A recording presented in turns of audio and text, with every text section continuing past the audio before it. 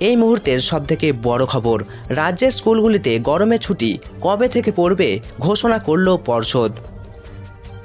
মার্চের শেষ হতে না হতেই এরই মধ্যেই উত্তপ্ত বাংলা শহর। তাহলে রাজ্যের বিদ্যালয়গুলিতে কবে থেকে ছুটি শুরু হচ্ছে? গরমের মধ্যে প্রায় প্রতি বছরেই বাঁকুড়া, পুরুলিয়া, বীরভূম ইত্যাদি জেলার বিদ্যালয়গুলিতে প্রচণ্ড গরমের সঙ্গে লেখাপড়া করতে হয়। কোনো ক্লাসরুমে একটা বা দুটো পাখা থাকার কারণে অত্যন্ত কষ্টের ছোট ছোট ছাত্রছাত্রীদের অনেক সময় শরীর খারাপও হয়ে যেতে দেখা গিয়েছে। আর সেই কারণেই বিগত বেশ কয়েক বছর পর্ষদের ছুটির আগেই মুখ্যমন্ত্রীর পক্ষ থেকে আগাম গ্রীষ্মকালীন ছুটির ঘোষণা করা হয়েছে। এই বছরে কবে থেকে পড়তে চলেছে রাজ্যের বিদ্যালয়গুলিতে গ্রীষ্মাবকাশ? বিস্তারিত আজকের ভিডিওতে। বিগত প্রায় কয়েক বছরে ট্রেন্ড লক্ষ্য করলে দেখা যাচ্ছে যে পর্ষদের পক্ষ থেকে গ্রীষ্মকালীন ছুটির তারিখ শুরু হওয়ার আগে থেকেই পশ্চিমবঙ্গ রাজ্য সরকারের পক্ষ থেকে ছাত্রছাত্রীদের জন্য ঘোষণা করা হচ্ছে আগামী গ্রীষ্মকালীন ছুটি। আর এর কারণ অনুসন্ধান করলে জানা যাচ্ছে বিগত প্রায় কয়েক বছর ধরে পশ্চিমবঙ্গ রাজ্যের বিপুল পরিমাণে তাপপ্রবাহ চলছে।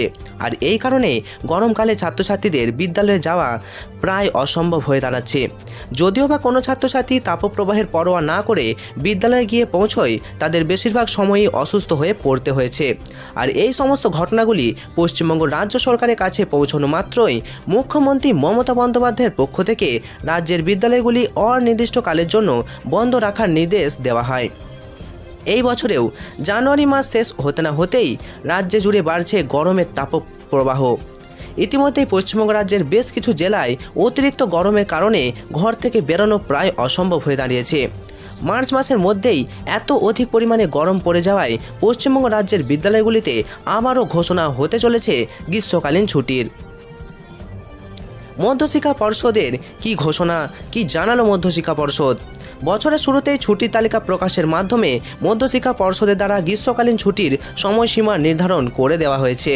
সেখানে স্পষ্টভাবে দেখা যাচ্ছে 2025 সালের মে মাসের 12 তারিখ থেকে শুরু হতে চলেছে পশ্চিমবঙ্গ রাজ্যের বিদ্যালয়গুলির ছুটি, গরমের ছুটি।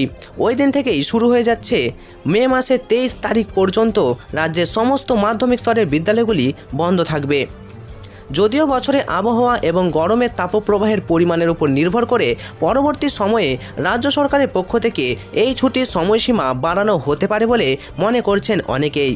বিগত বছরে মধ্যশিক্ষা পর্ষদের পক্ষ থেকে গ্রীষ্মকালীন ছুটি হিসেবে মাত্র 10 দিনের ছুটি দেওয়া হয়েছিল।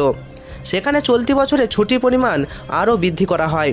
যদিও গ্রীষ্মাবকাশ মিলিয়ে বার্ষিক মোট ছুটির পরিমাণ গত বছরের সাথে সমপরিমাণ রাখা হয়েছে।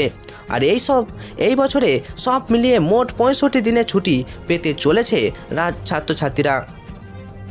যদিও বছরের প্রায় শুরু থেকেই গরমের তাপপ্রবাহ বাড়তে চলেছে, তবুও বিদ্যালয়গুলিতে অনির্দিষ্টকালের জন্য ছুটি ঘোষণা করা হলে সিলেবাস শেষ করা নিয়ে সমস্যার মুখে পড়তে হয় ছাত্রছাত্রী তথা শিক্ষক শিক্ষিকাকে। আর এই নিয়ে বিগত বছরে প্রচুর পরিমাণে বিতর্ক সৃষ্টি হয়েছিল। এর পাশাপাশি দীর্ঘকালীন গ্রীষ্মাবকাশের মাঝে বহু বিদ্যালয়ে অনলাইন মাধ্যমে পঠন পাঠনে কাজ চালানো সম্ভবপর হয়ে উঠছে না।